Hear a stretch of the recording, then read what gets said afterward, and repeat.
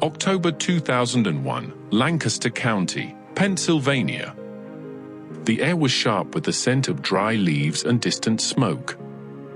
Emma hadn't been back in years, not since the funeral. Now, the house stood empty, ready to be sold.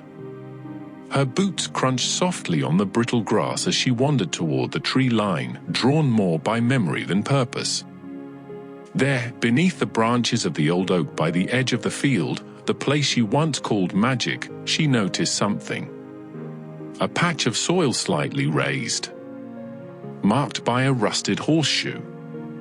She knelt down, brushed the dirt aside, and unearthed a faded tin box.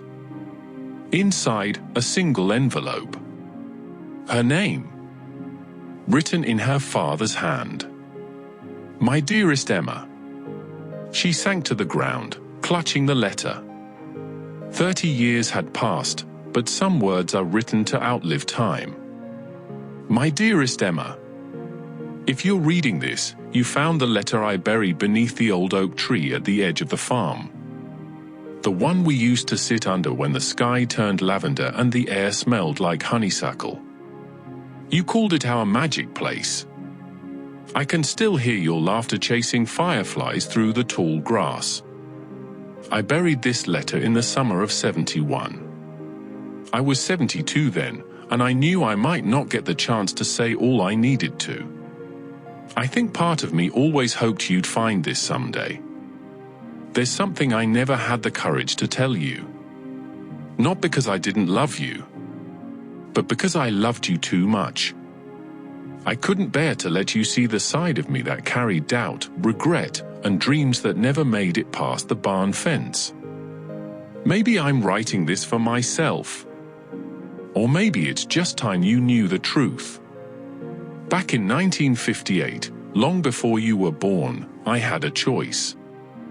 A small publishing house in Chicago offered me a job, assistant editor. It wasn't glamorous, but it was a start. I had dreams then, Emma. Stories I wanted to tell. Words I thought could outlast me. But then your mother got sick. And she needed someone. Not just for the doctor's visits, but for the small things. Like slicing her lemon just right so the tea wouldn't taste bitter. Brushing her hair when her hands trembled. Being there. So I stayed.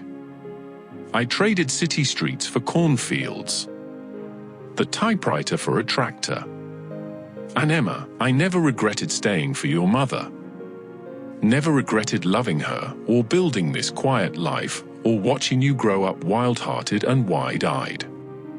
What I regret is never telling you that once, your father was full of fire too.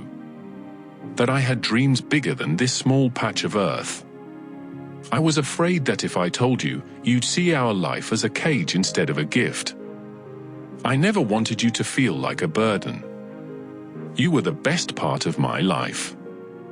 But sometimes, I'd catch you staring out the window, I scanning the horizon, and I recognized that look. I wore it once. That restless ache. That hunger for more.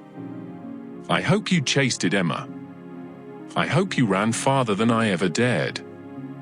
I hope you stood on stages or wrote your own stories or painted skies no one else could see. I hope you let the fire burn and didn't let this place dim it. Do you remember the summer you were 16? We fought almost every day. You wanted to stay out until the stars came out, and I wanted you home before dark. You slammed doors. Said I didn't understand you. Maybe you were right. But what I didn't say, what I should have said, is that I was proud. So damn proud. You had a courage I never did. When you left for college and didn't look back, it broke something in me. Not because you left, but because I knew you were becoming the person I never dared to be. I kept your postcards. Every one of them.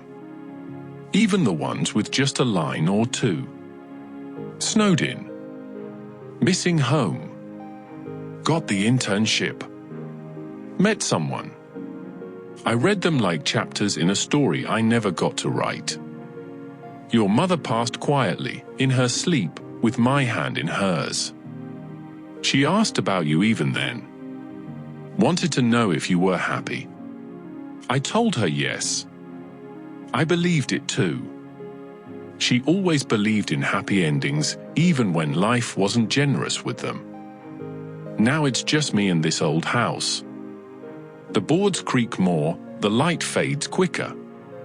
But I still sit on the porch some evenings, watching the sun dip behind the trees, imagining your laughter in the firefly dusk. I imagine you reading this now.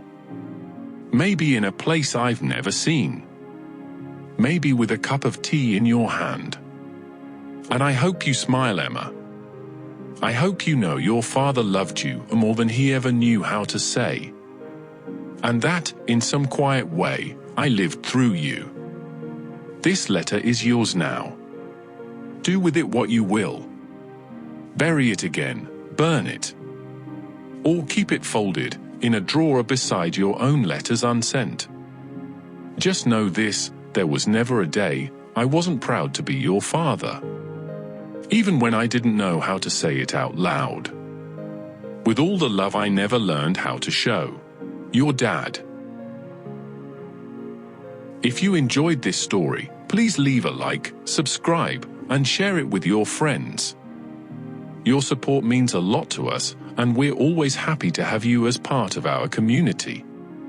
See you in the next story.